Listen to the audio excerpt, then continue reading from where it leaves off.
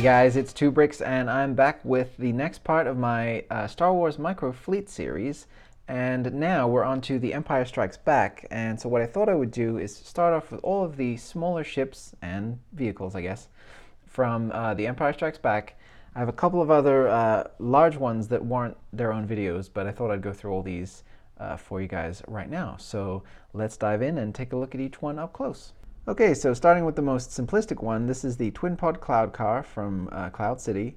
The security forces, that they kind of guide the Falcon in and they shoot a couple warning shots. Stay on your course, those guys.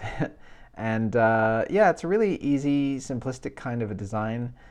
Just a handful of pieces. We've got a couple of these headlight bricks plugged into a 1x3 plate, and then just some lever pieces for the kind of cockpit sections of each one of these would have a pilot in it, or I guess maybe one's a pilot and one's a gunner.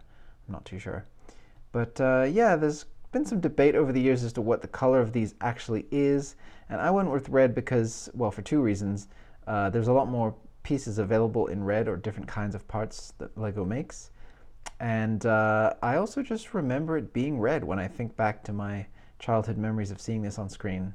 That's what I recalled, so that's what I chose to do, and there's really not much to talk about with this one. Really simplistic, but again, needs to be a part of the fleet. So there you go. And then next up we have probably the most iconic vehicle to come out of The Empire Strikes Back, the AT-AT Walkers, or AT-ATs if you're so inclined to pronounce it that way. Doesn't much matter to me. This was a fairly interesting one to try to replicate, mostly because for the scale, I really wanted to capture as much articulation in the limbs as possible, but also there's a couple of subtle angles on this thing, like for example, the way that the body kind of narrows towards the top. I felt like that was always something that looked a little too boxy in other models and stuff that I've seen from LEGO, and I just wanted to capture that. And then having like this little step up here is something that, yeah, it's just like those little details that that I wanted to put in here that really kind of capture the feel and the essence of this thing. So it has bendable knees, and each leg can be rotated independently at the hip, so you can get it into a walking pose fairly easily, which I feel is important for a walker, and it's fairly stable. Nothing really too exciting about that, but it works pretty well. I wasn't able to put anything on the bottom here that kind of indicates those cool kind of four-toed feet that these have, but at least the feet are pretty stable, and you kind of get the sense of that rounding of the ankle where it kind of swivels around this part right here. Even though it doesn't actually swivel, at least it kind of captures the look of that somewhat. And I guess you could imagine this down here is where Luke Skywalker has rappelled up on his rope and cuts open a panel and throws a grenade inside of the AT-AT and blows it up. Yeah, that could be that spot right there. And I thought it was interesting in the real model how they have this kind of almost like a drive shaft that runs through the bottom of the thing and connects the two legs together, so definitely wanted to represent that. The head is fairly simplistic build. It's just got a couple of these jumper plates on the, let me just take that off. It's just got a couple of these jumper plates on the side of a 1x1 Technic brick, and then to achieve the little gap here for the windscreen, I just didn't push this bottom plate all the way in. I just left it a little bit, and it just kind of gives you the sense of where the AT-AT driver and the officers would hang out up there. Let's reattach that. So there we go. I have, again, the minifigure hands representing the cannons, and the binocular piece for the big guns on the bottom. I think that the ends of these are a little too fat and a little too chunky for what it is, but yeah, it gives the sense of what's supposed to be there. You get that those are guns. I think that works out okay. Yeah, so that's about it for this one. It's a pretty, I don't know, it's a pretty interesting design, and it was something that had been covered so many times from official LEGO sets that I actually forgot myself what it really looked like, so I had to go back and look at a lot of reference material to make sure that I got it. Oh, and then I was going to show you guys just these couple of hinge pieces here that hold in these side panels to achieve that angle. But yeah, that's about all there is to see with this guy. So we can move on to its little brother.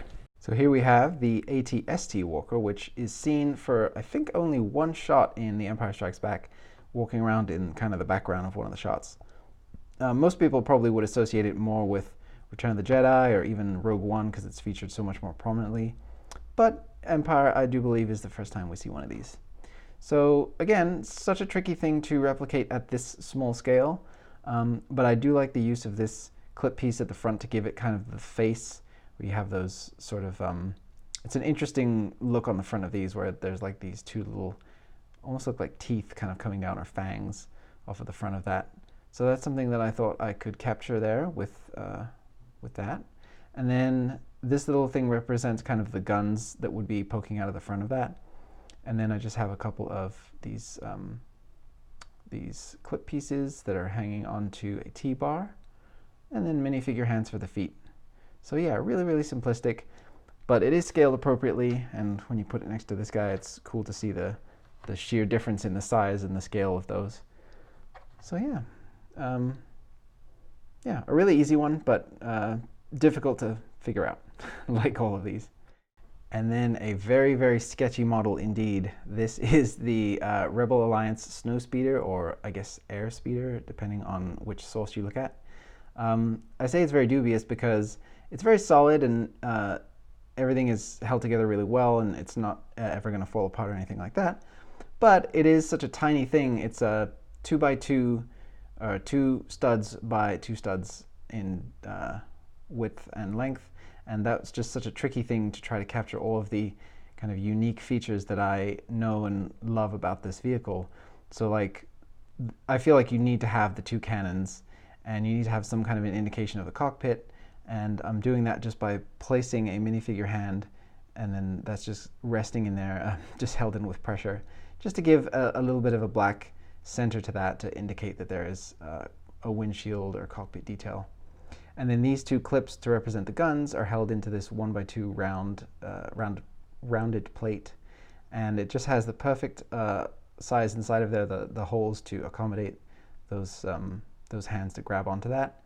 And then just very simply wrapped a couple of rubber bands around here, just to give the kind of the outline where it gets slightly narrower towards the front. I really didn't think that there was another way that I would be able to do that. And it's one of those that when you look at it up close, you don't really get it, but if you kind of hold it back and squint, I think you get the sense of what it's supposed to be.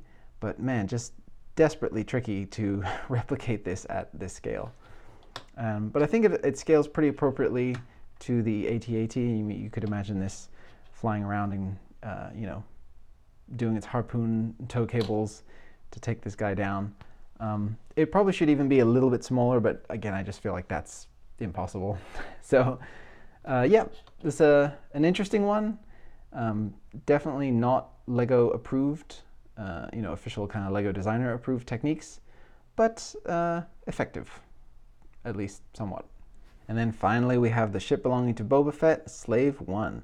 This is such a fascinating design to me. I've always loved the shape and the look of this thing in the movies, and it was a really interesting one to try to capture. There's so much kind of grace and elegance to the curves and to the different angles of the way that this thing comes together, and that's obviously such a tricky thing to replicate. Even the Ultimate Collector Series models that from Lego had a tough time, I think, doing justice to all of the different curves and angles. So yeah, I did the best that I could at this scale, and I think it works out pretty well.